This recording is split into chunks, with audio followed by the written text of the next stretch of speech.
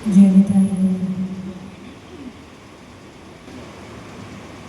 রাধারণী অপার করুণা অবনবতার শ্রী শ্রী গৌরসুন্দরী মোহিত প্রিয়নকম্পায় আজই ভক্তগৃহে ভগবানের সান্নিধ্যে আসতে নিজেকে নিতাই গৌর জয়তা জয় গৌর।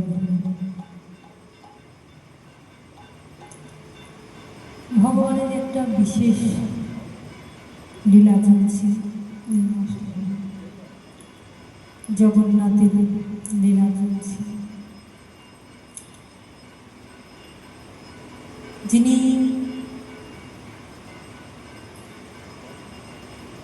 অনাদিরাদের গোবিন্দ কারণের কারণ সচ্চিদানন্দময় ভগবান লীলা রসিক, তিনি লীলা ছাড়া থাকতে পারেন, তাই তাকে প্রতিনিয়ত কোনো না কোনো লীলার মধ্যে দিয়ে তাকে চলতে হয়, ভক্তদেরকে নিয়ে চলতে হয়।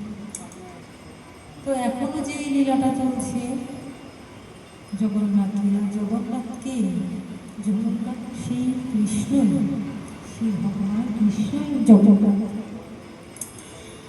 তাই এই যে জগন্নাথ তিনি কৃষ্ণ, এটা আমরা জানি বা শাস্ত্র বহুভাবে আমাদের প্রমাণ দিয়েছে। আমরা যদি বিশদভাবে জানতে চাই তবে আমাদের প্রমাণ সহ আমরা বুঝতে পারি যে এই জগন্নাথই আমাদের সেই কৃষ্ণ গোবিন্দ। তা আমরা একটু ত্রেতা যুগের দিকে যাই। ত্রেতা যুগে যখন ভগবান শ্রীরামচন্দ্র 14 বছর বনবাসের পর ফিরে এলেন, ভগবান ফিরে আসার সঙ্গে সঙ্গে তিনি সবাইকে বিভিন্ন দান দিতে লাগলেন। 14 বছর পর তিনি ফিরেছেন, তার মানে এবার আনন্দ। এতদিন তিনি বনবাসে ছিলেন, এবার ফিরেছেন তিনি, তাই তার আনন্দ। যাকে দেখছেন তাকেই তিনি দান দিচ্ছেন, যে আমার কাছে তুমি কিছু চাও, কিছু তো চাও। যে যা চাইছে ভক্ত বাঞ্ছা কল্পতরু ভগবান আমার সবাইকে সব দিয়ে দিচ্ছে। এবার রামচন্দ্র ভগবান যখন বালিকে বধ করেছিলেন, ওই বালি বধ করার পরে বালি যখন চলে যাচ্ছে, দেহ ত্যাগ করছে, তার মুহূর্তে তার পুত্রকে ডেকে, তার পুত্র ছিল অঙ্গদ, ওই বালি অঙ্গদকে ডেকে বলল যে অঙ্গদ দেখো, স্বয়ং ভগবান যে তার হাতে মৃত্যু হচ্ছে, আমি তো ভগবানের সেবা করতে পারলাম না, ভগবানের সঙ্গে শত্রুভাবে ভগবান আমাকে বধ করলেন, আমি তো সেবা করার সুযোগ পেলাম না। তা আমার যে ইচ্ছেটা, আমার সেই ইচ্ছেটা তুমি পূর্ণ করো, তুমি যেন ভগবানের সান্নিধ্যে গিয়ে ভগবানের সেবা করো। সুযোগ পেলে ভগবানের সেবা না করলে কি হয়? আমরা তো এই দেহ ধারণ করে এসেছিলাম ভগবানের সেবা করার জন্য। জীবের স্বরূপ হয় কৃষ্ণের নিত্য দাস, কৃষ্ণেরই তটস্থা শক্তি ভেদাভেদ প্রকাশ। জীব এসছেই দেহ ধারণ করে মনুষ্য জীবনটা পেলামই কৃষ্ণ ভজন করার জন্য, ভগবানের সেবা করার জন্য। তাহলে বালি বলছেন পুত্রকে ডেকে, অঙ্গদকে, অঙ্গদ আমি যেটা করতে পারিনি, তুমি কিন্তু ভগবানের সেবাটা চেয়ে নিয়ে ভগবানের সেবা করো। পিতা বলছেন পুত্রকে। সাধারণত আমরা দেখি আমাদের যদি কোনো কিছু একটা কিছু করার মনে ইচ্ছা থাকে আর সেটা যদি অপূর্ণ থাকে, যদি কোনো কারণে আমাদের সেই ইচ্ছাটা পূর্ণ না হয়, আমরা চাই আমাদের সন্তানের মধ্যে দিয়ে যেন আমরা সেটা পূর্ণ করতে পারি। বালিও তেমনি বললেন যে আমি তো পারিনি, তাই তুমি কিন্তু যাকে জানতে পেরেছি, মৃত্যুর মুহূর্তে জানতে পেরেছি তিনি স্বয়ং ভগবান, লীলা করতে পৃথিবীতে এসেছেন, তাই আমার সৌভাগ্য হলো না। তাই আমার সন্তান হিসেবে আমার আদেশ রইল, তুমি কিন্তু ভগবানের সেবা করো। অঙ্গদ পিতাকে কথা দিয়েছিলেন, বাবা আমি সেবা করব, কিন্তু সেই সেবা করতে লাগলেন। যখনই ভগবানের কাছে পিতা দেহত্যাগ করলেন আর অঙ্গদ চলে গেল ভগবানের কাছে, ভগবানের সেবা করতে লাগলেন। ভগবান যা যখন বলছেন এই করো ওই করো ওই করো, ছুটে ছুটে যাচ্ছেন। এখানে আমাদের একটা সতর্ক বার্তাও আছে, যে আমরা অনেক সময় সেবা করতে করতে যখন আমরা কিছু অধিকার পাই, তখন আমরা কিন্তু অনেক সময় অনেক কী চাওয়া উচিত, কী করা উচিত, এগুলি ভুলে যাই। যতক্ষণ অধিকার না পাই ততক্ষণ মনে হয় যে আমরা যদি একটু কাছে যেতে পারতাম, একটু সেবা করতে পারতাম, একটু দূর থেকে দর্শন করতে পারতাম, তাতেই ধন্য হয়ে যেত। কিন্তু সঙ্গ করে করে তখন আমাদের অনেক সময় অহংকার এসে যায়, বা আমি করতে পারি এই বোধ এসে যায়। তো অঙ্গদকে দিয়ে ভগবান অনেক কিছু করিয়েছেন। যেমন সীতা যখন রাবণের কাছে ছিলেন তখনও পাঠিয়েছিলেন, ওখানেও যুদ্ধ টুদ্ধ করেছেন, অনেক কিছু ভগবানের অনেক সাহায্য করেছেন। এটাই ভগবানের অনেক উপকার করেছেন। তো ভগবান আজ বলছেন সবাই কি কি বর চাওয়া। আজ আমি বাড়ি ফিরেছি 14 বছর পরে, মহা ধুমধামে আনন্দ হচ্ছে, বাতি জ্বলছে চতুর্দিকে, বাতি দিয়ে তাকে অভিনন্দন জানাচ্ছেন, তার মনে আনন্দ। তো সব ভক্তদের তিনি ইচ্ছা পূরণ করবেন, যে যা পাচ্ছে সব ভগবান রামচন্দ্রের কাছে চেয়ে নিচ্ছেন, আর উনি সব ভক্তবাঞ্ছা কল্পতরু ভগবান দিয়ে দিচ্ছে। এবার দূরে দাঁড়িয়ে আছেন অঙ্গদ। অঙ্গদ বলছেন, অঙ্গদ তুমি কিছু চাও? বলছে কিছু চাইব, আমার বাবা চেয়েছিলেন যে আমি যেন আপনার সেবা করি, তো আমি তো সেবা করেছি, আর কি চাইব? না, আজ তুমি আমার অনেক উপকার করেছো এই পর্যন্ত, তা আজ তুমি আমার কাছে কিছু চাও, আমি তোমাকে কিছু দিতে চাই। সুযোগ দেব, সুযোগের সদ্ব্যবহার, এটাকে সদ্ব্যবহার বলা যায় না, অসৎ ব্যবহার। কিন্তু ধর্মীয় দিক থেকে অনেক সময় আমাদের সেটাকে বলে যে ঠিক আছে, ভগবান তো সবটাই গ্রহণ করেন, সবাইকে সব সুযোগ দেন, তিনি তো ভগবান। এবার সুযোগ পেয়ে বলছেন, আপনি যখন বলছেন কিছু চেয়ে নেওয়ার জন্যে, তা আমার মনে একটা খুব জমে আছে। কি খুব? না, আপনি হতে পারেন ভগবান। ভগবান হয়ে আপনি আমার পিতাকে যে বধ করেছেন, এবং কিভাবে বধ করেছিলেন? ছল করে।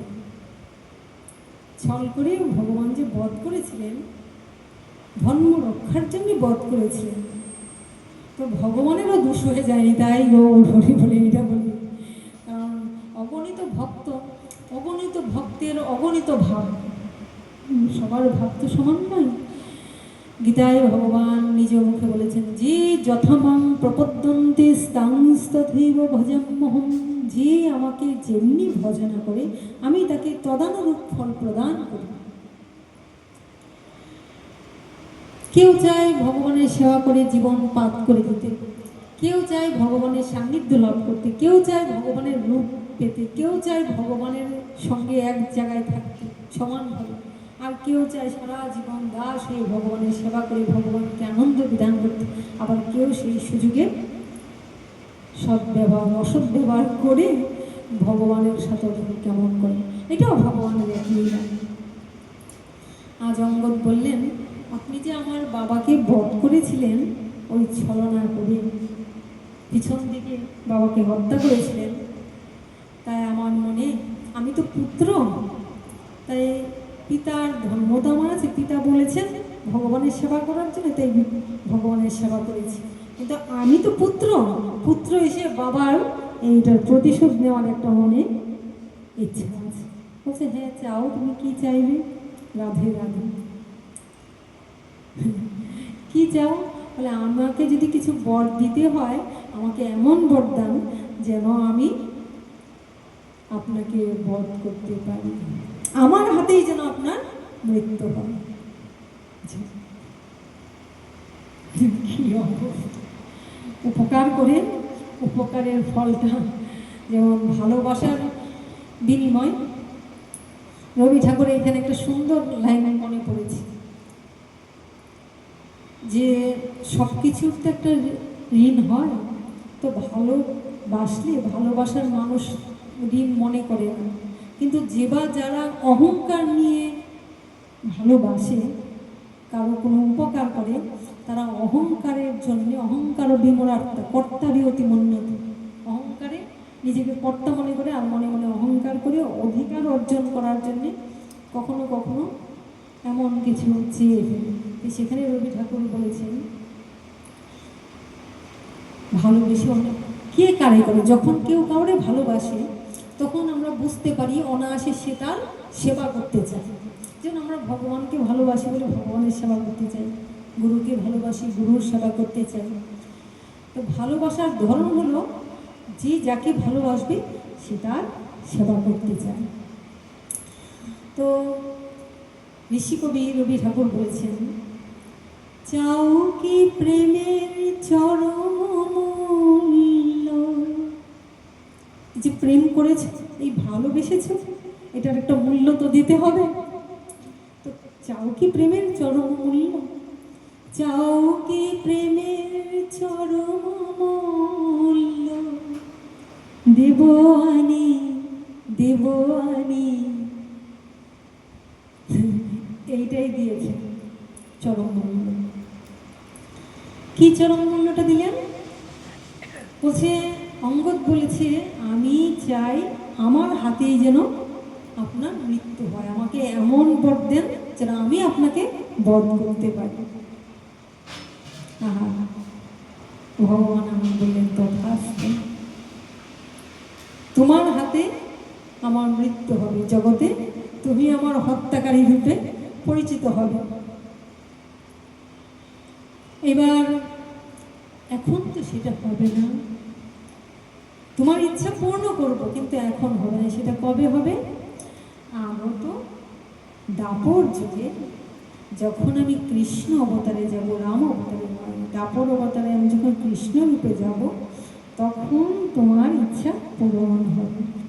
তাই ভগবান আমার এসে 125 বছর পৃথিবীতে লীলা বিলাস করেছেন। যে যেমন ভক্ত তার সাথে তিনি তেমন লীলা করেছেন। ব্রজগোপীকারা নিজের জীবন দিয়ে কৃষ্ণের জন্যে 100 বছর কেঁদেছেন, কৃষ্ণকে ভালোবেসেছেন। যশোমতী নন্দরাজ কত ভালোবেসেছেন, সখারা তাকে কেমন ভালোবেসেছেন। শিশুপাল সারা জীবন হিংসা করে গেলেন, কংস সারা জীবন শত্রুতামি করে গেলেন, পুতনা শত্রুতামি করে গেলেন। তো এইগুলি ভগবানের লীলা। এবার যখন এলেন তিনি কৃষ্ণ অবতারে সমস্ত লীলা করার পরে ভগবান যখন চিন্তা করলেন আমার সমস্ত লীলা সম্পন্ন হয়েছে,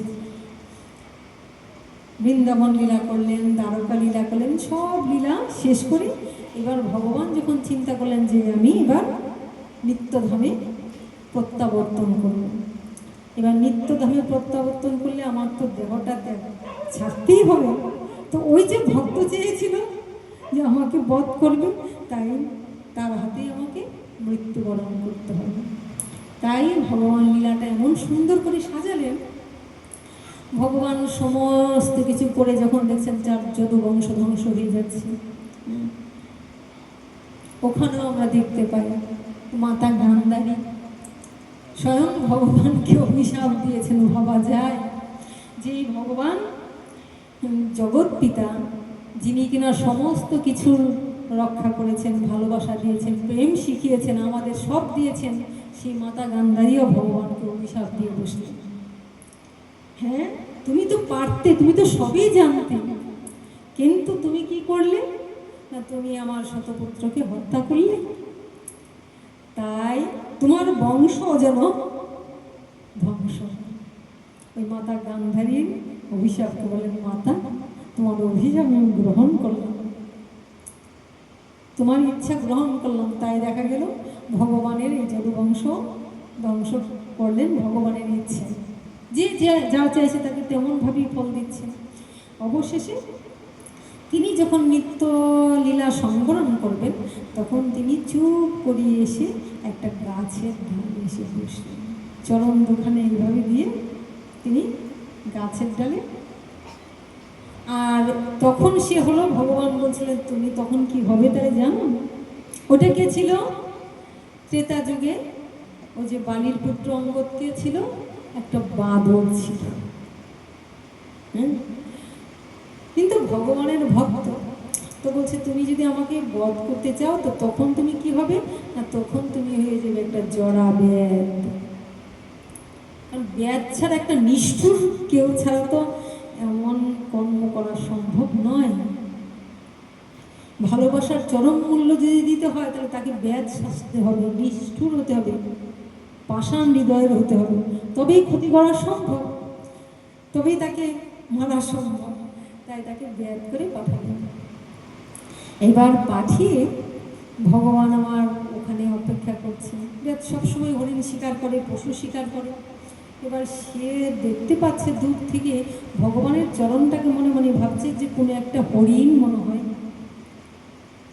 কোনো একটা হরিণ মনে ওখানে আছে। পাতার আড়ালে ভগবানের চরণ লাল টুকটুক করছে সুন্দর দূর থেকেও, সে মনে করে হচ্ছে হরিণ ভেবে যেই বান দিয়েছে অমনি ভগবান এই দেহ ত্যাগ করলেন। মানে লীলার ছেলে ভগবান চলে যেতে চাইলেন, তার ইচ্ছাটা পূর্ণ করলেন, ভক্তের ইচ্ছাটাও পূর্ণ করলেন যে যাও তুমি চেয়েছিলে। কিন্তু এইবার তো সে ভুলে গেছে। এইবার যেই ভগবানের চরণ থেকে রধির ঝরছে, যখন ভগবান চলে যাচ্ছেন দৌড়ে কাছে এসে দেখি কি আমি কাকে মারলাম, এ তো ভগবান, এ তো কৃষ্ণ, আমি তাকে হত্যা করে ফেললাম, মেরে ফেললাম, এ তো আমার অনেক পাপ হবে। তখন সে কাঁদতে লাগলো, আমি ভুল করেছি, আমায় তুমি ক্ষমা করে, এই কী করলাম, আমার তো অনন্তকাল নরক ভোগ করতে হবে, আমি এত বড় একটা পাপ কাজ কেমন করে করলাম, কেমন করে আমার দ্বারা এমন পাপ কর্ম হলো, এমন পাপ কর্ম তো আমি করতে পারি না।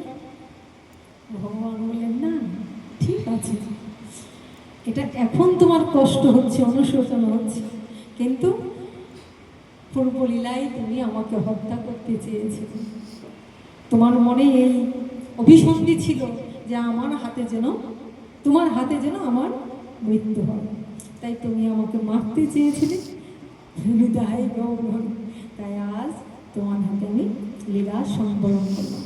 না না তুমি ভয় পেও না, এটা তো লীলার জন্য আমার ছাড়তে হতো, তাই তোমার ইচ্ছা পূরণ করেছি, আর আমি চলে যাচ্ছি, তোমার ব্যবস্থা ভালোই হবে, চিন্তা করো না, এটা আমি তোমাকে বর দিয়েছি। তো ওই যে রামচন্দ্র যখন এসেছিলেন, যখন বর দিলেন তখন এটা চেয়ে নিয়েছিলেন। আর আমরা দেখতে পাই ওই দাপর যুগে ভগবান শ্রীকৃষ্ণকে ওই জড়াব্যাধি, অঙ্গদ জড়াব্যাধি তাকে বধ করলেন। ভগবান নিত্যধাম চলে গেলেন।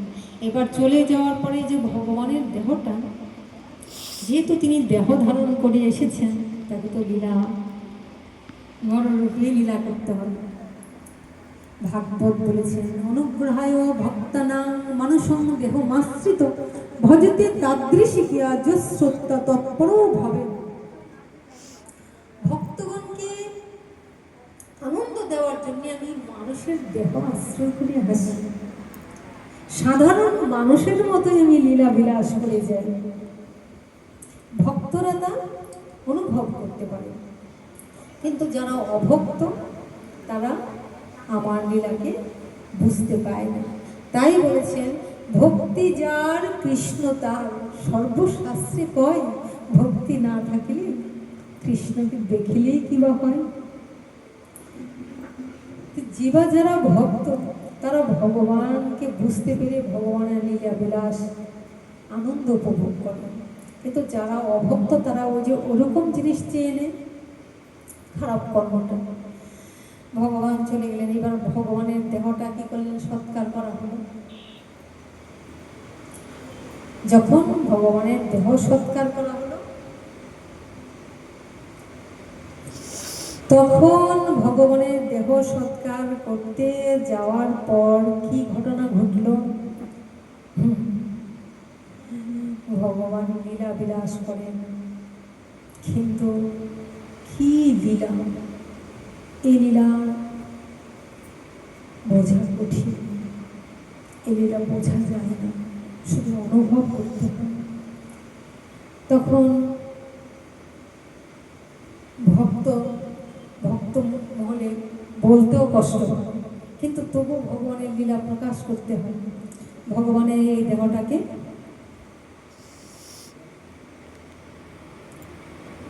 লীলার ছলে ভগবানের এই পৃথিবী থেকে এই দেহকে আগুনে দাহ করে দিলেন। তখন ভগবানের যে নাভিটা ছিল,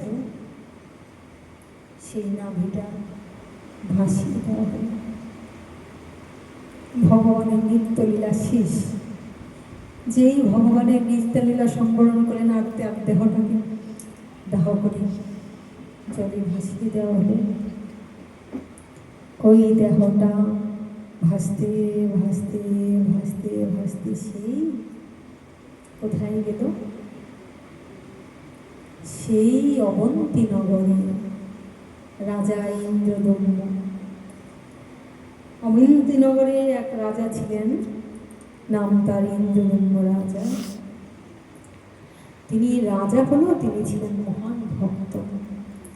তাই সেই ভক্ত তার মনের স্বাদ ভগবানকে দর্শন করব, ভগবানকে কি করে দেখব, ভগবানকে দেখার স্বাদ। আচ্ছা, ভগবানকে দেখা যায়? ভগবানকে দেখা যায়? কেউ কেউ মাথা নাড়িয়ে বলছেন না, ভগবানকে দেখা যায়। শাস্ত্রে বলেছে ভগবানকে দেখা যায় গো, ভগবানকে দেখা যায়। কিন্তু ভগবানকে কি রূপে দেখা যায়? এই চোখ দিয়ে দেখা যায়? ভগবানকে এই চোখ দিয়ে দেখা যায় না। তো ভগবানকে কোন চোখ দিয়ে দেখতে হয়? দিব্য চক্ষু দিয়ে। দিব্য চক্ষু ছাড়া ভগবানকে দেখা সম্ভব নয়। শাস্ত্র বলেছে না, দিব্য চোখেও ভগবানকে দেখা যায় না। দিব্য চোখ কার আছে? সমস্ত দেবতাদের দিব্য চক্ষু আছে। দিব্য চক্ষু কার আছে? দুর্গার আছে, কাত্যায়নী মাতা কাত্যায়নী তার আছে। দিব্য চক্ষু আছে মহাদেবের, দিব্য চক্ষু আছে ইন্দ্রদেবের, স্বর্গের রাজা ইন্দ্রের। দিব্য চক্ষু আসছে সমস্ত দেবদেবীর।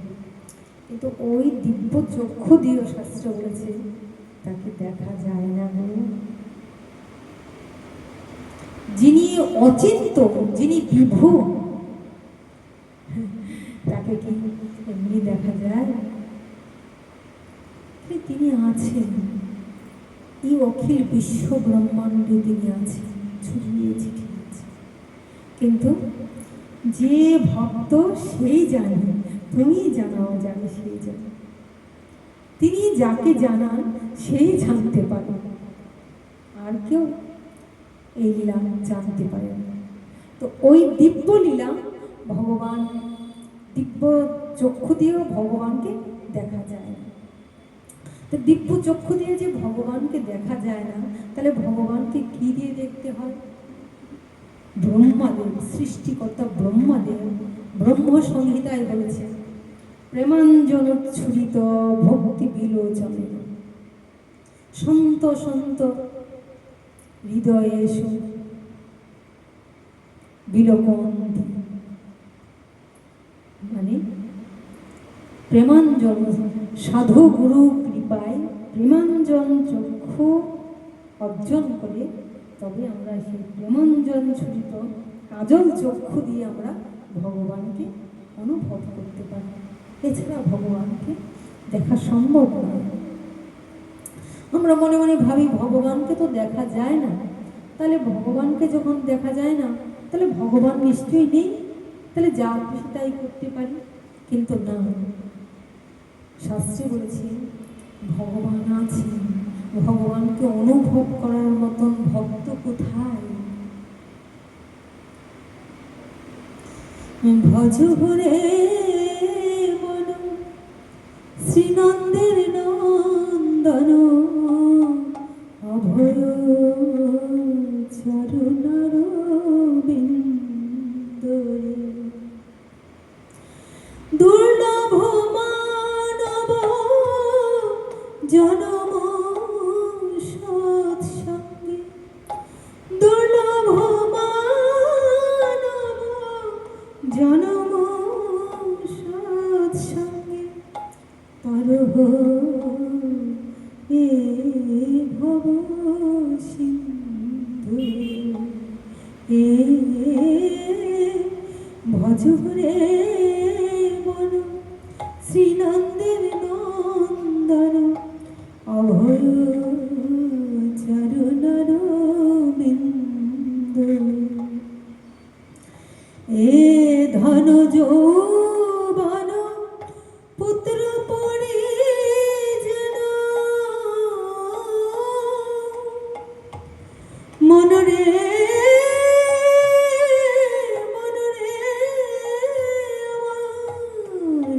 ধন যৌবন পুত্র পড়ে যেন ইথে কি আছে পরতি ফিরে কমল জল দল জীবন টল মল ভজ গো হরিপদ নীতিরে ভজ রে মন শ্রীনন্দের নন্দন অভয় চরণার বিন্দরে। আমরা মনুষ্য দেহ ধারণ করে এসেছিলাম হরি ভজন করার জন্য, কৃষ্ণ ভজন করার জন্য, কিন্তু ভোগ বাসনায় মত্ত হয়ে আমরা অনেক অন্যায়, অনেক পাপাচার, অনাচার, অধর্ম করে চলি। ভজন আর হয় না, কেবল ভোগ বাসনায় লিপ্ত হয়ে কেবল অনাদিকাল থেকে আসা যাওয়া আসা যাওয়া আসা যাওয়া চলছে। পুনরূপী জনম, পুনরূপী মনন, পুনরূপী জননী জঠরে স্মরণ আসছি যাচ্ছি, কখনো মনুষ্যকুলে, কখনো পশুকুলে, কখনো কৃমিকীট, কত রূপে আসছি, কিন্তু আমাদের কর্মের বন্ধনার ছিন্ন হচ্ছে না। যে জায়গায় ঢুকলে আমরা কর্মবন্ধন ছিন্ন করতে পারি, আমরা ওখানেও ভুল করি, অপরাধ করি। ভগবান আমাদের কর্মবন্ধন ছিন্ন করার জন্য সাধু গুরু দিয়েছেন, কারণ স্বয়ং ভগবানও কর্মবন্ধন ছিন্ন করেন না। তাই বলেছেন, ওরে বিধি বড় বলবান না শুনে ধর্ম জ্ঞান, বিধি বড় বলবান না শুনে ধর্ম জ্ঞান, সদাই কর্ম পাশে বাঁধে। কর্ম পাশ থেকে মুক্তি স্বয়ং ভগবানও দিতে পারেন না, তবে হ্যাঁ আমার পরম দয়াল শ্রী গুরুদেব কর্মবন্ধন থেকে আমাকে মুক্ত করে দিতে পারেন।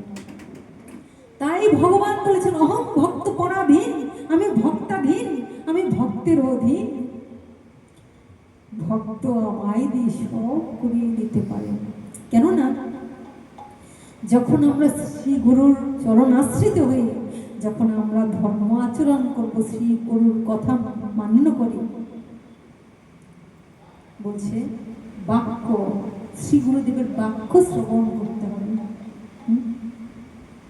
গুরু মুখ পদ্ম বাক্য চিত্তেতে করি ঐক্য, গুরু মুখ পদ্ম বাক্য চিত্তেতে করি ঐক্য, আর না করিহ মনে আশা। আমরা যে যার গুরুকে মান্য করবো, তার বাক্যকে মান্য করবো, তবেই কর্মবন্ধন ছিন্ন হবে। গুরুদেব প্রসন্ন হয়ে তুলিয়ে দিতে পারে, কারণ শ্রী ভগবানই বলেছেন, প্রিয় ভক্তের আবেদনে কৃষ্ণ দয়াময়। কৃষ্ণ কিন্তু দয়াময় ঠিকই, তিনি যেমন দয়াল তেমনি তিনি ভয়ালু। কর্মবন্ধন ছিন্ন করিয়ে দেন না, কিন্তু বলছেন অহং ভক্ত পরাধীন, ভক্তের অধীন, ভক্তের জন্য তিনি করতে পারেন। আর তিনিই বলেছেন প্রিয় ভক্তের আবেদনে কৃষ্ণ দয়াময়, মোহের অধমপতি হইবেন সদয়। কোনো ভক্ত, কোনো শ্রীগুরুদেব, পরম দয়াল শ্রীগুরুদেব যদি বলেন প্রভু গো, ও আমার সন্তান তুমি দিয়েছ, তাকে উদ্ধার করো। ভগবানও খণ্ডন করতে পারে না, ভগবানও তাকে উদ্ধার করে দিতে পারে। তো আমাকে তো সেই পথটা অবলম্বন করতে হবে গো, আমাকে তো সেই কথা শ্রবণ করতে হবে, নয়তো জন্ম জন্মান্তর চক্রে আমাকে ঘুরপাক খেতেই হবে। ভগবানকে ডাকলে, ধর্মস্থানে এলে কিছুটা সাময়িক পাপ স্খলন হয়, কিন্তু কর্মবন্ধন থেকে মুক্ত সহজে হয় না।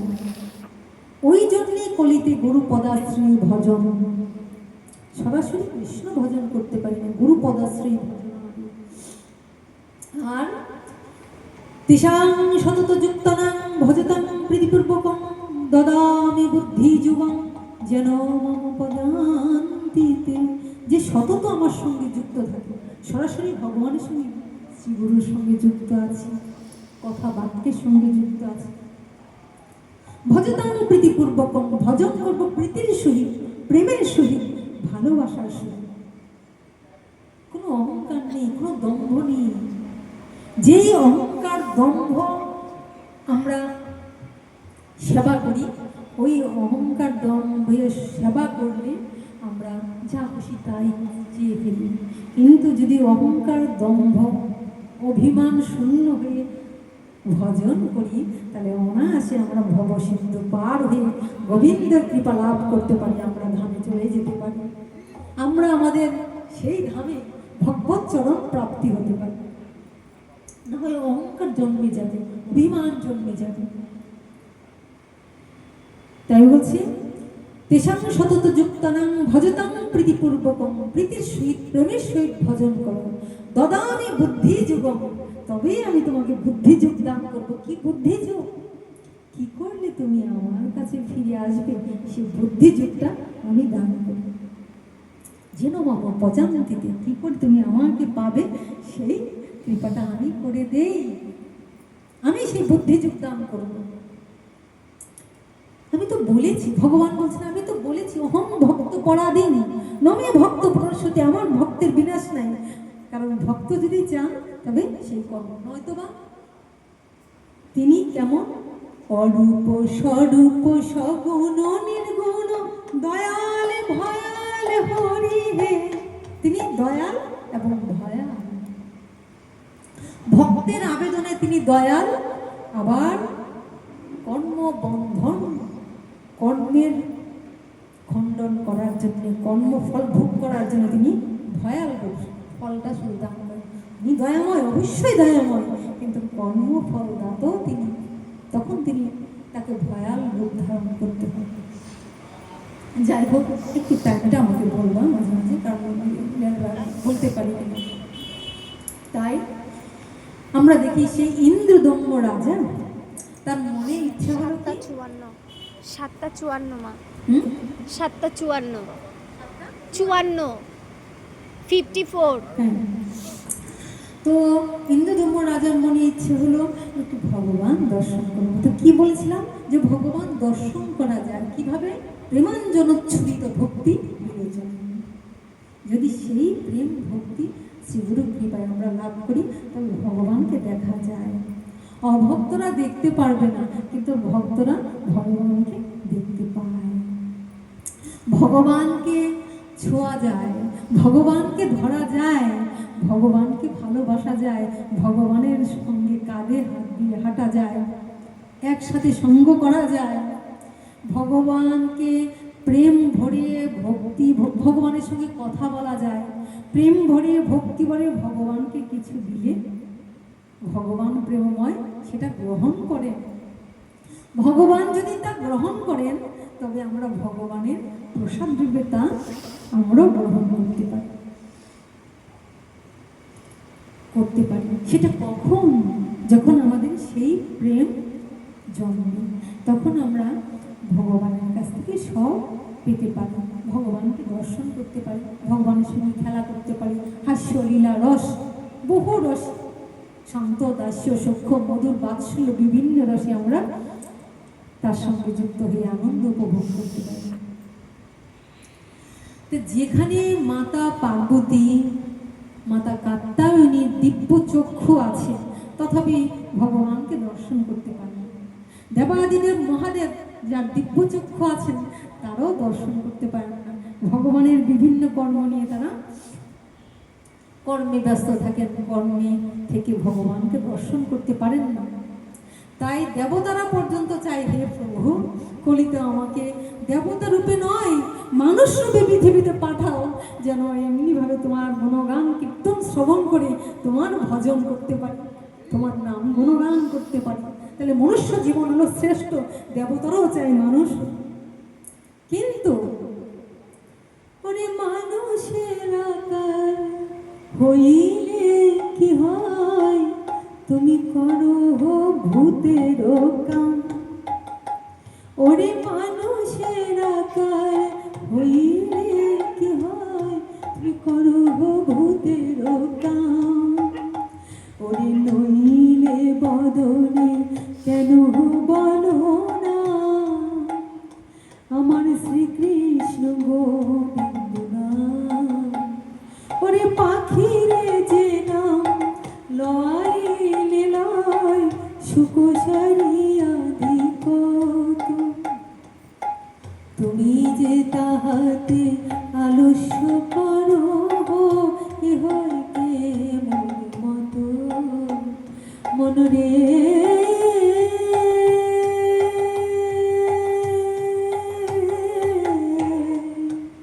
মন কি লাগি আইলি ভবে, ওরে এমন জীবনে আমার হরি না ভজিলি, সে তুই মানুষ কবে। তা আমরা হরি ভজন করছি, কৃষ্ণ নাম করছি, বহু কৃষ্ণ নাম হচ্ছে, কৃষ্ণ নামের নামও তো বহু করছি। পাষাণ হৃদয় বলে না, চেতনা হয় না, চৈতন্য হয় না, তাই ভগবানকে অনুভব করতে পারি না। ভগবান আমাদেরই মাঝখানে লীলা বিলাস করে ভগবান চলে যান। জয় পাষাণ হৃদয়, ওই পাষাণ পাথর কি পাষাণ, আমাদের হৃদয় বড্ড পাষাণ। কৃষ্ণ কথায় আমাদের মন বলে না, আমরা তুতা পাখির নাই হরে কৃষ্ণ কৃষ্ণ কৃষ্ণ হরে হরে, হরে রাম রাম রাম হরে হরে, কিন্তু ভক্তি করে ভালোবেসে করতে পারি। তাই ভক্ত কবি বলেছে, শুধু হরি বলে ডাকলে পরে হরি কি আসে। ওরে হরি আমার প্রেমের প্রেমী, সে যে প্রেম বড় ভালোবাসে, হরি কি আসে। হরির সাথে কি সম্বন্ধ জানো না মন, ভালো কি তা মন্দ, ও যার অন্তরে নাই প্রেমের গন্ধ, সে আমার হরি ভোলাবে বলো কিসে, হরি কি আসে। আমরা ভগবানের সঙ্গে প্রেম করতে চাই, ভগবানকে ভালোবাসতে চাই, কিন্তু প্রেম করে প্রেম তো আমাদের হৃদয়ে হয় না গো। ও জন্যে নিত্য ছিল ভাব্যদম অভিনিবিষ্ট চিত্তে, নিত্য নিত্য সাধু সঙ্গ করতে হবে, হরি কথা শ্রবণ করতে হবে, সঙ্গ করতে হবে। আজ হবে না, কাল হবে না, পরশু হবে না, কিন্তু লেগে থাকতে থাকতে ভিজা কাঠটা যেমন আগুনের মধ্যে দিলে কি হয়, বুদবুদি আকারে ফেনা বাইরে বিরোধী হয়, কাঠটা কিন্তু জ্বলে ওঠে না। দমদম আগুন জ্বলছে, কিন্তু কাঠটা দিয়ে দিয়েছি, আগুন জ্বলছে না, কাঠটা আগুন জ্বলছে। ওই যে ভিতরে কাম ক্রোধ লোভ মদ মোহ মাৎসর্য রূপী বুদবুদি ফেনা বেরিয়ে যাচ্ছে। কিন্তু জ্বলন্ত অগ্নি হলো এই সাধু সঙ্গ হরি কথা। ওই অগ্নির মধ্যে থাকতে থাকতে একটু একটু একটু করে কাম ক্রোধ লোভ মদ মোহ মাৎসর্যরূপী ওই ভিজা কাঠের বুদ্বুদি ফেনাগুলি বেরোতে থাকে। বেরোতে বেরোতে বেরোতে বেরোতে কখন যে কাঠটা শুকিয়ে ধপ করে আগুন জ্বলে উঠবে, কৃষ্ণ নামের আগুন, কেউ জানে না। তাই সাধু সঙ্গে থাকতে হবে। কখন যে ভিজে বুদ্বুদিগুলি বেরিয়ে গেলে কৃষ্ণ নামের আগুন জ্বলে উঠবে, আর কৃষ্ণ প্রেমে তো মাতোয়ার হয়ে গেলে যাও না। ওই জন্য সাধু সঙ্গ ত্যাগ করা যায়। তো ভগবানকে লাভ করার এছাড়া আর কোনো বিকল্প রাস্তা নাই। অপরাধ শূন্য হইল কৃষ্ণ নাম, অপরাধ শূন্য। তাহলে ভগবানকে লাভ করা যায় ওই প্রেমাঞ্জলিত ছুরিত অঞ্জন, ওই কাজল চক্ষু যার হয়েছে সে ভগবানকে লাভ করতে পারে। নতুবা ভগবানকে লাভ করার কোনো পন্থা নাই, কোনো পথ নাই। আর যতক্ষণ পর্যন্ত আমরা ভগবত লাভ না করতে পারবো, ভগবানকে পেলাম না, ভগবানকে পাওয়ার আশা নাই, দেহ ত্যাগ করে চলে যেতে হবে। সীমিত সময় আসা যাওয়া করতে হবে, অশেষে বিশেষে দুঃখ ভোগ করতে হবে।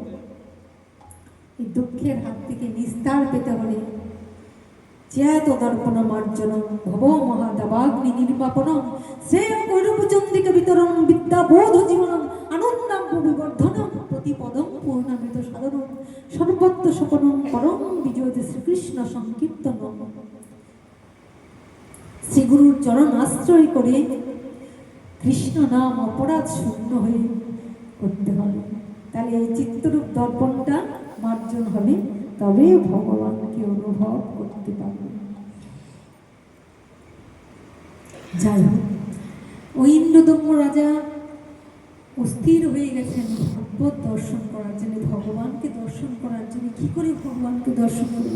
তখন ছিল সত্যযুগ, অবন্তীনগরে থাকতে। সত্যযুগে ধ্যান কি ভজনের ভগবানকে লাভ করার পথ কি ছিল? ধ্যান, কঠিন তপস্যা, হাজার হাজার বছর তপস্যা করে ভগবানকে লাভ করতে হতো। ত্রেতা যুগে যাগযজ্ঞ করতে হতো, তারপরে পরিচর্যা করিতে হরের নাম হরের নাম হরের নামই কেবলম কোনই নাস্তিব্য নাস্তিব্য নাস্তিব্য গতির অন্যথা। প্রভু কহে কহিলাম এই মহামন্ত্র, ইহা গিয়া জপ সবে করিয়া নির্বন্ধ। ইহাতে সর্বসিদ্ধি হইবে সবার, সর্বক্ষ নীতি জপ বিধি নাহিয়া। কি ভুজনে কি শয়নে কিবা জাগরণে, অহর্নিশি কৃষ্ণ চিন্ত বল ভগবানে। ওই হরিনাম যেভাবে করলে কৃষ্ণ কৃপা লাভ হবে, হরি কৃপা লাভ হবে, তা আমাদের শিখতে হবে, হৃদয়ে ধারণ করতে হবে, তবে সম্ভব। এবার ওনার মনে উনি হতে পারেন রাজা, বিশাল বৈভবে থাকে, কিন্তু ধন থাকিলেও হয় না ধনী, কৃষ্ণ ধন যার তাই হিয়ায়, কে বা ধনী কে বা গরিব বোঝা বড়দায়। তিনি যেন এই ঐশ্বর্য বৈভবে পরিপূর্ণ রাজা, কিন্তু কৃষ্ণ প্রেম ধনী। তাই ভগবত চিন্তা করে দেখার জন্য পাগল হয়ে গেছেন। অবশেষে ভগবত ইচ্ছায় ঘুরতে ঘুরতে একদিন তত্ত্বিক ব্রাহ্মণ এসে হাজির হলো তার বাড়ি। এক তত্ত্বিক ব্রাহ্মণ মানে তীর্থে তীর্থে যিনি পরিভ্রমণ করেন, এক তত্ত্বিক ব্রাহ্মণ এসে জানান যে নীল মাধব নীলাদ্রি পর্বতে ওখানে একটা নীল হ্রদ আছে, ওখানে ভগবানকে দেখতে পাওয়া যায়। কিন্তু সবটা কথা শেষ হওয়ার আগেই এই তত্ত্বিক ব্রাহ্মণ চলে গেলেন। ইন্দ্রদম্য রাজা সবটা কথা শুনতে পারলেন না। তিনি মনে মনে এটুক ভেবে রেখেছেন, ওই নীলাদ্রি পর্বত, নীলগিরি, ওই হ্রদ কোথায়? সবটা তো জানা গেল না। ওই নিয়ে অস্থির হয়ে কিভাবে তাকে পাওয়া যায় চিন্তা করতে লাগলেন। চারদিকে তার অনুচর পাঠিয়ে দিলেন, সবাইকে পাঠিয়ে দিলেন, মন্ত্রী সমস্ত প্রজাদের পাঠিয়ে দিলেন। পাঠিয়ে দিয়ে আপনাদের সময় হয়ে গেছে, দ্বিতীয় জন এসে গেছে, তাই আমি টানছি খুব দ্রুত। আমি দ্রুত টানছি। পাঠিয়ে দিলেন, সবাইকে পাঠিয়ে দিয়ে খোঁজ পেলেন। এবার বিদ্যাপতি সহ, তার যে মন্ত্রী বিদ্যাপতি সহ সবাই মিলে ওই রাজার জন্যে ওই নীলমাধবকে খুঁজছে। বহুদিন খুঁজতে খুঁজতে খুঁজতে খুঁজতে ক্লান্ত হয়ে তারা একটা শবরপল্লীতে ঢুকে গেলেন। শবরপল্লী, শবর মানে ওই যে ভগবানের চার বর্ণ। ভগবান গীতায় বলেছেন চতুর্বর্ণময়া সৃষ্টম গুণ কর্ম বিভাগ। গুণ কর্ম অনুযায়ী আমি চারটা বর্ণকে সৃষ্টি করেছি, ব্রাহ্মণ, ক্ষত্রিয়, বৈশ্য, শূদ্র। এই ব্রাহ্মণ, ক্ষত্রিয়, বৈশ্য, শূদ্রের বাইরে যে জাতি, মানে সহজ ভাষায় যদি আমরা বলতে চাই সিভিল কাস্ট, নিচু কাস্ট যেটা ধরে, কোনো ভক্তটানে আঘাত দিলেন না, ওই তাদেরকে বলা হচ্ছে ওই শবর জাতি। কিন্তু মহাপ্রভু, আমার দয়াল মহাপ্রভু এমন, তিনি এসে উঁচু নিচু ভেদ কিছু রাখলেন না। তিনি উঁচু নিচু ভেদ সব খণ্ডন করে দিলেন। কিভাবে বলছেন, যেই ভজে সেই বড় অভক্তহীনা ছাড়, শ্রীকৃষ্ণ ভজনে নাই জাতি কোলানি বিচার। গৌর হরি গৌর।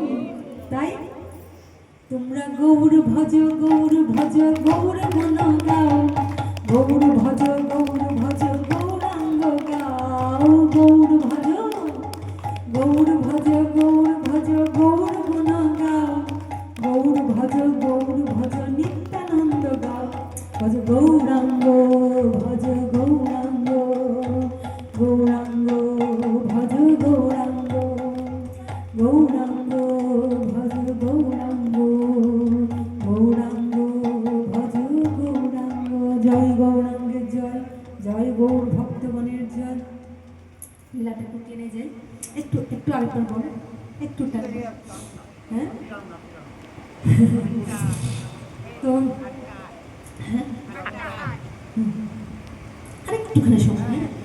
তো তারা গিয়ে শবরপল্লীতে ঢুকছে। শবরপল্লীতে ঢুকে অন্যান্য সবাই খুঁজে না পেয়ে তারা চলে গেলেন। কিন্তু ইন্দ্রব্রহ্ম রাজাকে যে ভালোবাসতেন বিদ্যাপতি, তিনি খুঁজতে খুঁজতে শবরপল্লীতে ঢুকে গেলেন। ক্লান্ত, গলা শুকিয়ে যাচ্ছে, তাই পিপাসার্থ হয়ে একটু জল যাচনা করছে। ওখান থেকে শবরপল্লী থেকে একটা ঘর থেকে বেরিয়ে এলেন একটা কন্যা, বিশ্বাবসু শবরের কন্যা, বিশ্বাবসু শবরের কন্যা। সে বেরিয়ে এসে তাকে জল দিলেন। তার ক্লান্ত দেখে তাকে বললেন, আপনি চাইলে আমার ঘরে বিশ্রাম নিতে পারেন। বাবা ভক্ত, বিশ্বাবসু শবর হতে পারে নিচে যাতে, কিন্তু ভগবানের সেবা করে অনেক উপরে আছে, কারণ ভগবান সে অধিকার দিয়েছে। এইবার কন্যাটি বললেন, না অতিথি নারায়ণ, তাই আপনি আমার ঘরে বিশ্রাম করুন। তিনিও বিশ্রাম নিলেন। এবার বিশ্রাম নিতে নিতে এদিক দিয়ে রাত্রির হলো, বাবা চলে এলেন। যে বাবা চলে এলেন, বিশ্বাবসু শবরের কাছে গিয়ে কন্যাটি বলছে, বাবা একজন অতিথি এসেছে, তাকে আমি আতিথেয়তা করেছি, সে ক্লান্ত তাই তাকে থাকতে দিয়েছি। বাবা বলছেন, বাহ বেশ বেশ, তাই করেছো, তাই তো তুমি আমার কন্যা, ঠিক করেছো, তাকে একটু বিশ্রাম নিতে দাও। তিনি তার সাথে কথাবার্তা বললেন, বলে দেখলেন ক্লান্ত কোনো, হ্যাঁ আপনার যতদিন ইচ্ছে আপনি বিশ্রাম। তিনি ওখানে থাকতে লাগলেন। তিনি লক্ষ্য করলেন যে প্রতিদিন ওই যার গৃহে আছেন, বিশ্বাবসু শবরের গৃহে, তাকে সারা দিন দেখা যায় না। রাধে রাধে। তাকে প্রায় সময় তিনি দেখতে পান না, যে সারা রাত কোথায় কাটিয়ে আসে, তারপর সকালবেলা তিনি ফেরেন।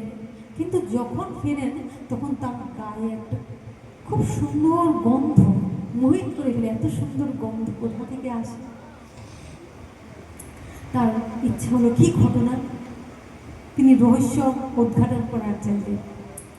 আর এদিক দিয়ে বিদ্যাপতি থাকছেন তো। এবার একটা পাড়া এলাকা, এবং এখানে একটা শবরজাত নিচু জাতির, অনেকের মধ্যে শিক্ষার অভাব থাকলে, ধর্মের অভাব থাকলে অনেক সময় মানুষ নানান রকম কানা ঘোষা করে। তারা চিন্তা করতে লাগলো যে একটা অভাবের মেয়ে আর এমন একজন পুরুষ মানুষ বাড়িতে থাকছে, তা এটা তো শোভন নয়, দিনের পর দিন এমনভাবে থাকবে। তাই তারা এটা একটু কান কথা শুরু হলো। তখন বিশ্বা বসু শাবন ওই বিদ্যাপতিকে বললেন যে দেখুন, আপনি যদি কৃপা করে আমার কন্যাটিকে গ্রহণ করুন পত্নীরূপে, তাহলে এই কথাগুলি থেকে, বদনাম থেকে একটু বাঁচা যায়, আপনারও ভালো হয়, আপনার যে কাজের জন্য আসছেন আপনার কাজটা করেন, আর আমিও নিশ্চিন্ত। শাস্ত্রে বলেছে কন্যা যদি উচ্চ বংশ থাকে তাহলে পতির বংশ যদি নিচু হয় এটা হয় না, কিন্তু পতির বংশ ছেলের পক্ষ যদি উচ্চ বংশের থাকে তো কন্যা নিচু বংশের হলেও তাকে গ্রহণ করা যায়। তো সেখানে যুক্তি মিলে গেল। বিদ্যাপতি ব্রাহ্মণ আর তারা ছিল শাবক, তাই তিনি গ্রহণ করলেন কন্যাটিকে, বিবাহ হয়ে গেলেন। এবার বিবাহ হয়ে থাকতে থাকলেন ঘরে। এবার লক্ষ্য করতে লাগলেন এই শাবররাজ প্রতিদিন কোথায় যায় আর আসার সময় তার গায়ে এত সুন্দর গন্ধ কেন। এবার ললিতাকে প্রশ্ন করলেন, হ্যাঁ গো, তোমার বাবা সারা দিন রাত থাকেন না, সকালবেলা যখন আসেন তার গায়ে এমন সুন্দর গন্ধ। বলে এই বলা যাবে, এ তুমি বলো। বলে না, একটু বলো না, তিনি কোথায় যান আর তার গায়ে এত সুন্দর গন্ধ কোথা থেকে আসে? আমি তো তোমার স্বামী, তুমি আমার অর্ধাঙ্গিনী, পতি পরমেশ্বর ভগবান, তো তুমি আমার অর্ধাঙ্গিনী, তুমি আমায় বলবে না, তুমি আমার কাছে গোপন করবে? সহজ সরল। তাই বললো, হ্যাঁ বলতে পারি, এক সত্যি, বাবা শুনলে রাগ করবে, তা আমি তোমাকে যদি বলি তুমি যেন সেটা প্রকাশ করবে। তাই পতির কাছে বলে দিলেন যে আমার বাবা এমন নীল মাধব পেয়েছেন, তার সেবা করেন, প্রতিদিন সেবা করতে যান, আড়ালে গোপনে পাহাড়ের মধ্যে গিয়ে উনি সেবা করে আসেন, তাই তার এমন অবস্থা। এবার তার মনে হলো তাই তো, ওই নীল মাধবের খোঁজেই তো আমি এখানে এসেছি, আমি তো এই খুঁজে এসেছি, তাহলে এটা তো আমার জানতে হবে। এবার বলছে, বলো না গো আমাকে একটু নীল মাধবকে দর্শন করানোর জন্য। কিছুতেই রাজি না। বলে না না, বাবা রাজি হবে না। এবার বাবাকে বারবার বলছে, বাবা তুমি ভয় পাচ্ছ কেন? এখন তুমি আমাকে বিয়ে দিয়েছো, সে তো তোমার জামাতা, জামাতা মানে পুত্রবৎ, নিজের সন্তানই নাই। বাবা তুমি তাকে একবার একটু দর্শন করাও না বাবা, একটু কোথায় যাও, একজন ভক্ত বলেই ভগবানকে দর্শন করতে চাইছে, দেখাও না। বারবার বলতে বলতে বাবা কন্যার আবদার তো অগ্রাহ্য করার উপায় নেই। এবার বললেন ঠিক আছে, কিন্তু একটা শর্ত আছে। কি শর্ত? না আমি তাকে দেখাবো আমার নীল মাধব কোথায় আছে, কিন্তু চক্ষুটা বেঁধে নিয়ে যাব, রাস্তাটা চেনাবো না, কোথায় অন্য কোনো কারণ নয়। যে যাকে ভালোবাসে, ভগবানকে ভালোবাসে, ভগবানকে কার প্রাণের ধনকে কেউ দিতে চায়। এবার কি করলেন, মনে মনে ভাবলেন যদি আমার নীল মাধবকে এখান থেকে নিয়ে যায়, তাই ভালোবাসার জগের জন্য তেমনই হয়। তারপর তার চক্ষু বেঁধে তাকে নিয়ে যাচ্ছে সেই নীলগিরি পাহাড়ে, নীল মাধবকে দর্শন করানোর জন্য নীলগিরি পাহাড়ের কাছে নিয়ে যাচ্ছে। চক্ষু বেঁধে দিয়েছে, আর যখন তিনি জানতে পারলেন চক্ষু বেঁধে দিয়েছে, তখন স্ত্রীর কাছে বললেন, হ্যাঁ আমাকে কিছু সর্ষে দেবে, তুমি কিছু সর্ষে দাও না, একটু বেশি করে একটু সর্ষে পুটলি বেঁধে আমাকে দেবে। বলে তুমি সর্ষে দিয়ে কী করবে? বলে একটু ঠাকুরের কাছে পূজা করবো। এবার সহজ সরল তো, সে বলছে হ্যাঁ ঠাকুরের পূজা করতে তোমার সর্ষে লাগবে। বলে হ্যাঁ আমাকে একটু পুটলিটার মধ্যে একটু বেশি করে সর্ষে দিয়ে দাও না। এবার যখন বলল তখন সে স্ত্রী তার বেশ কিছু সর্ষে পুটলিটা দিয়ে দেয়, আর তার চোখ বেঁধে যখন বাবা নিয়ে যাচ্ছে, হাত পা বেঁধে, হাত পা না হাত বেঁধে চোখ বেঁধে যখন নিয়ে যাচ্ছে, তিনি কী করলেন, ওই হাতটাকে একটু পিছনে ঘুরিয়ে ওই পুটলিটার মধ্যে একটু ছিদ্র করে দিয়েছে। ছিদ্র করে দিয়ে এবার সারা রাস্তায় যাচ্ছে, আর একটু একটু করে সর্ষে সারা রাস্তায় পড়ে যাচ্ছে। এবার সারা রাস্তা জুড়ে সর্ষে পড়েছে। ইচ্ছাটা কি, ওই সর্ষের থেকে গাছ হবে, আর গাছ হলে তখন সে রাস্তাটা চিনে যাবে যে সারা রাস্তা জুড়ে এরকম সর্ষে কেন।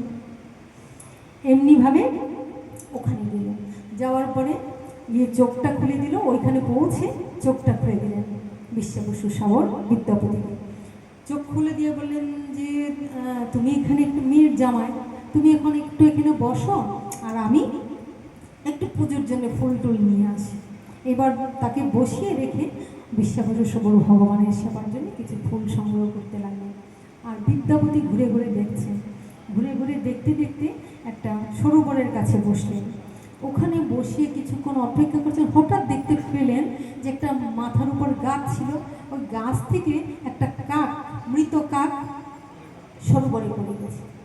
যেই সরোবরে মৃত কাকটা পড়েছে, মৃত কাকটা সরোবরের জলে পড়ে দিব্য দেহ প্রাপ্ত হয়ে শঙ্খচক্র গদা পদ্মধারী নারায়ণের দেহ লাভ করে দিব্য শরীরে চলে যাচ্ছে, স্বর্গের দিকে চলে যাচ্ছে। দেখে তার মনে কি একটা অস্পৃশ্য কাক, সে মৃত কাক ওই জলে পড়ে দিব্য দেহ প্রাপ্ত হলো। তার মানে জলটার কোনো মাহাত্ম্য আছে নিশ্চয়ই, কোনো গুরু রহস্য আছে। এই জল তো সামান্য জল নয়। আর একটা কাকের যদি মৃত্যু হয়ে দিব্য দেহ লাভ করতে পারে, তাহলে আমি মনুষ্য দেহ লাভ করে আর বেঁচে থেকে লাভ কি? আমিও প্রাণটা ত্যাগ করে আমিও দিব্য ধাম যাই, কারণ মনুষ্য দেহ পেলেই যে দিব্য দেহ পাবে, ভগবত ধাম যাবে, তো কোনো বিশ্বাস নেই। সুযোগ যখন পেয়েছি, সুযোগের হাত ছাড়া কেন করব? আমার দেহটাকে, আমার প্রাণটাকে এখানেই বিসর্জন দিবে। যেই প্রাণটাকে বিসর্জন দিবেন, তিনি মনে মনে ভাবছেন যে এই তো সামান্য জল নয়, আমি এখানে প্রাণ। অগ্নি সবররাজ চলে এলেন, এসে তাকে নিয়ে গেলেন। আর তার মরা হলো না, তিনি চিনে গেলেন, বুঝতে পারলেন। এবার তাকে নিয়ে গেলেন নীল মাধবের কাছে। মাধব দর্শন করলেন। নীল মাধব দর্শন করে মনে মনে ভাবছেন, বুঝতে পেরেছি তো।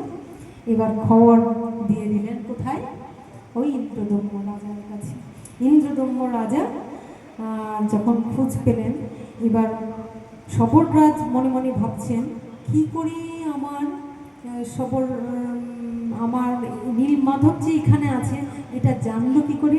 তাহলে আমার মেয়ের জামাই বিদ্যাপতি কোনো ষড়যন্ত্র করেছে। তাই তিনি খুব রাগ করলেন, কারণ ওখান থেকে রাজা বলেছে যে সবর পল্লী ঘেরাও করে গেল। সবর পল্লী ঘেরাও করা, আর এদিকে সবর রাজ্যে তিনি মনে মনে দুঃখ করছেন যে আমার নীল মাধব আমার হাতছাড়া হয়ে যাচ্ছে। তখন ভগবান চিন্তা করলেন যে না, এই ভক্তের মনেও আমি কষ্ট দিব না। তাই ভগবান ওখান থেকে উধাও হয়ে গেলেন। তার ভগবান তার নিত্যধামে চলে গেলেন নীল মাধব।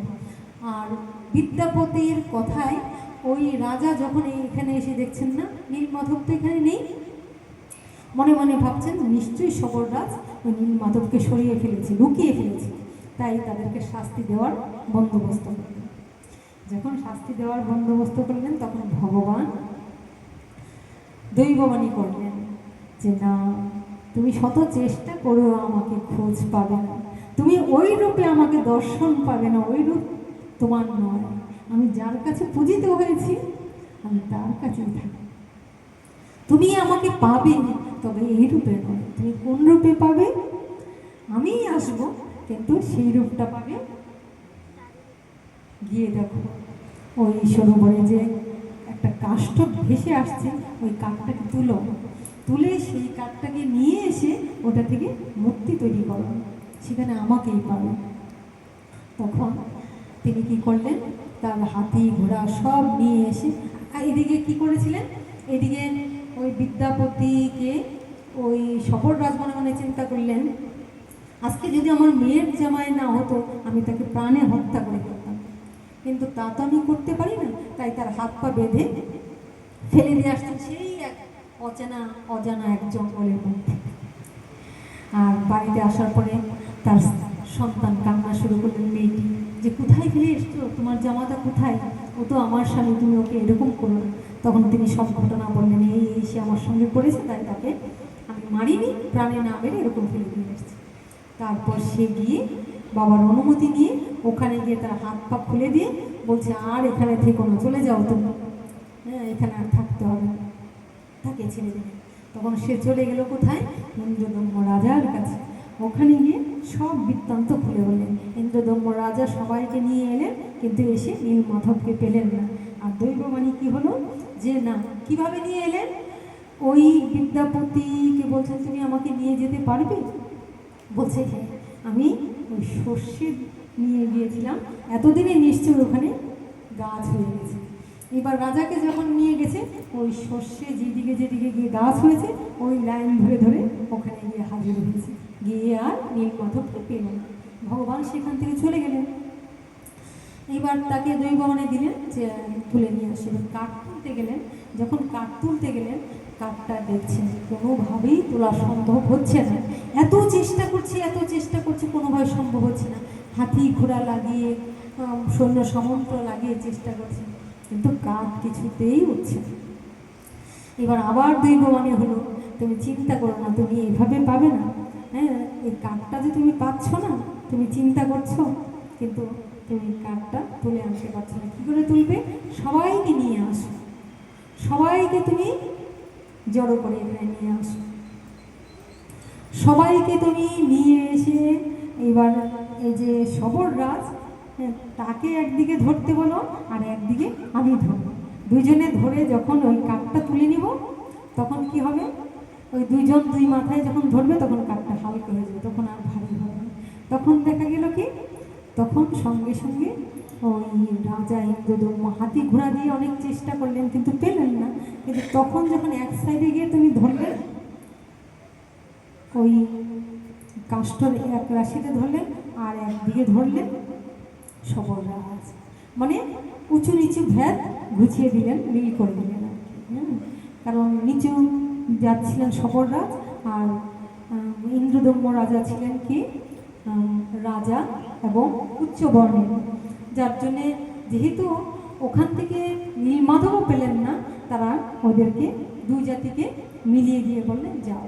এবার কাঠ তুলে নিয়ে এলো ওখান থেকে, সবাই মিলে তুলে এনে ওখানে কি করলেন, ওই ভগবানের বিগ্রহ সৃষ্টি করতে চেষ্টা করলেন। কিন্তু যে বা যারা কোঠার দিয়ে হাতুড়ি পাটাল দিয়ে ওই কাঠের মধ্যে থেকে বিগ্রহ সৃষ্টি করতে চাইছেন, কোনোভাবেই বিগ্রহ রূপ দিতে পারছেন না। যতবার করছেন ওই কাঠুরি কোড়াল ওই অস্ত্র ভেঙে যায়, তখন বারবারই ভেঙে যাচ্ছে, কি করা যায়? তিনি চিন্তান্বিত হয়ে বললেন কী কারণ, কোনোভাবেই ভগবানের শ্রীমূর্তি বিগ্রহ স্থাপন করতে পারছি না। তখন উনি যখন মনে মনে ভাবছেন নিশ্চয়ই আমার কোনো দোষ, আমার কোনো অপরাধ ছিল, কোনোভাবে পাচ্ছি না, তখন দৈব ইচ্ছায় ভগবত ইচ্ছায় কি এলো, ভগবত ইচ্ছায় ওই ভগবানই রূপ ধারণ করে ওই একজন শর্মারূপী একজন বিষ্ণু শর্মা, বা ওনার নামটা আমি ভুলে গেলাম, যিনি খোদাই করেন মূর্তি তৈরি করেছেন। হ্যাঁ, না বিশ্বকর্মা না, বিশ্বকর্মার রূপ নিয়েছেন, ঠিক বিশ্বকর্মার রূপটা নিয়েছেন ভগবান শ্রীকৃষ্ণই। ভগবান শ্রীকৃষ্ণই বিশ্বকর্মার রূপ নিয়েছেন, কিন্তু নামটা আমার এই মুহূর্তে মনে আসছে না।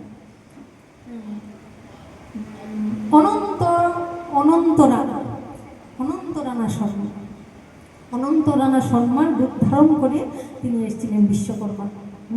কিন্তু বিশ্বকর্মাটা ছিলেন ভগবান। তো ওখানে আসার পরে এত বৃদ্ধ জরাজীর্ণ, বলছি কি করে করবে?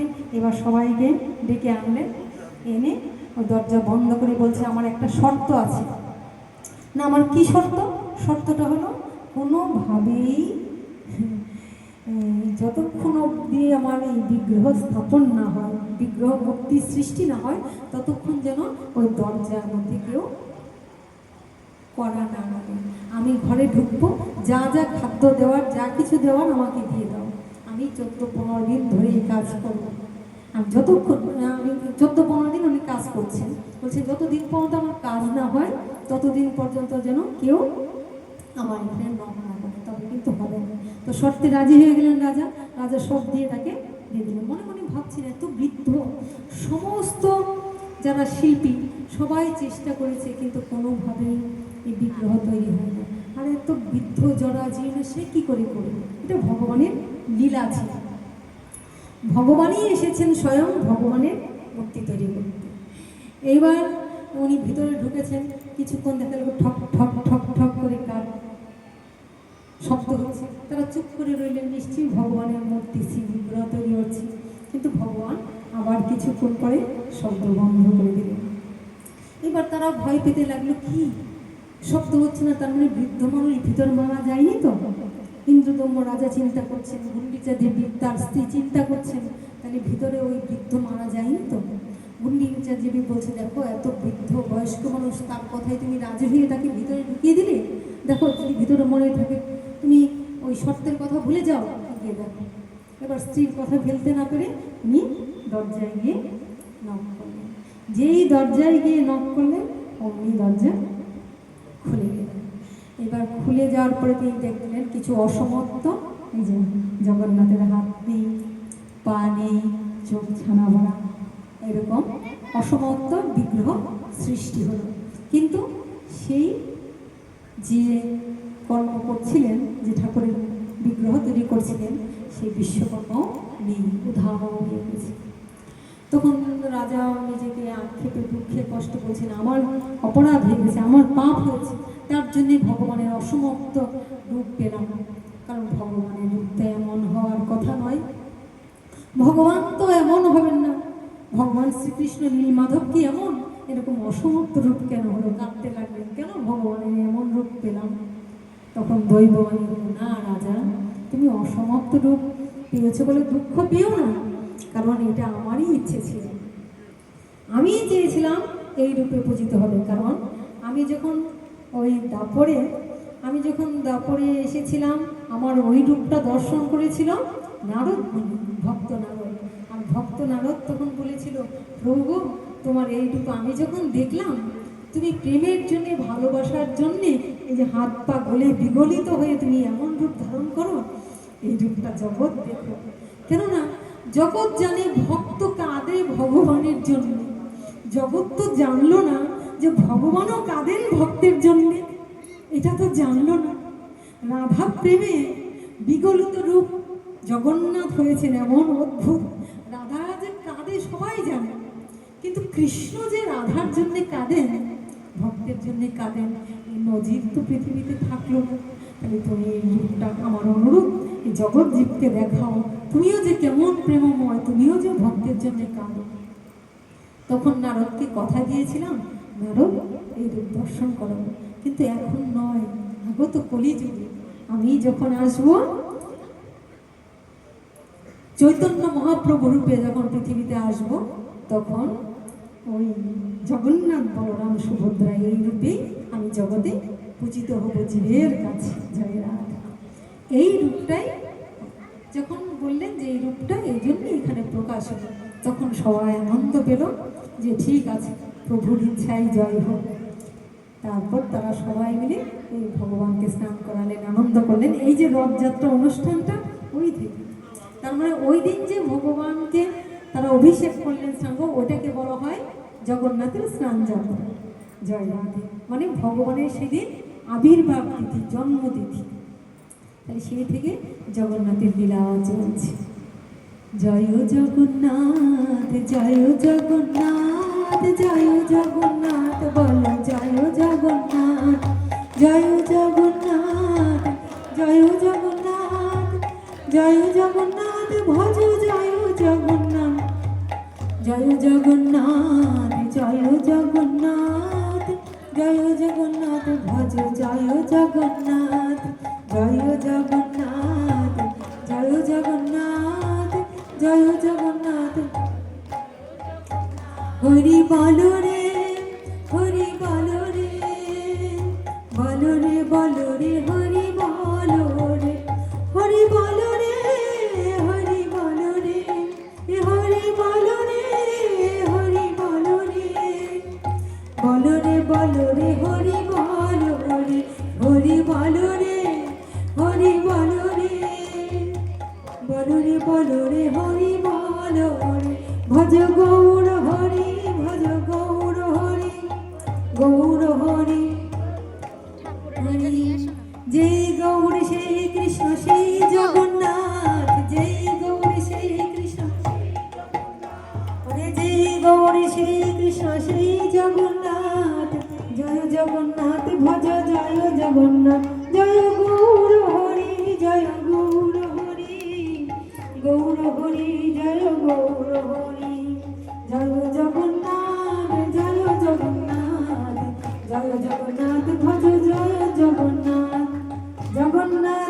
কি, জগন্নাথ দেব কি,